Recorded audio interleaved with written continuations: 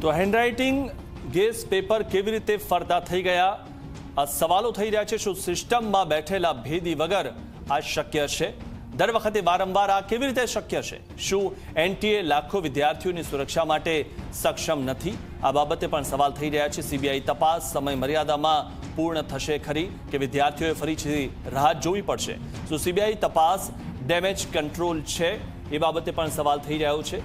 ત્યારે ઝી 24 કલાક આ બાબતે પ્રશ્ન પૂછી રહ્યું છે। હેન્ડરાઇટિંગ ગેસ પેપર કેવી રીતે ફરતા થઈ ગયા?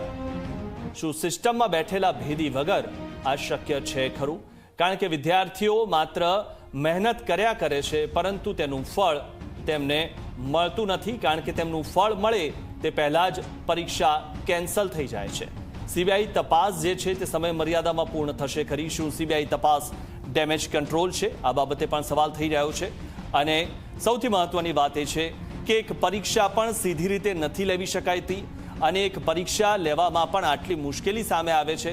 વિદ્યાર્થીઓનું ભાવિ ક્યાં જઈને અટકશે? કારણ કે વિદ્યાર્થીઓના ભાવિ માટે આ પરીક્ષા લેવામાં આવતી હોય છે અને વિદ્યાર્થીઓ ઘણા સમયથી મહેનત કરતા હોય છે આ પરીક્ષા આપવા માટે, પરંતુ તેમની મહેનત દર વખતે પાણીમાં મળી જાય છે।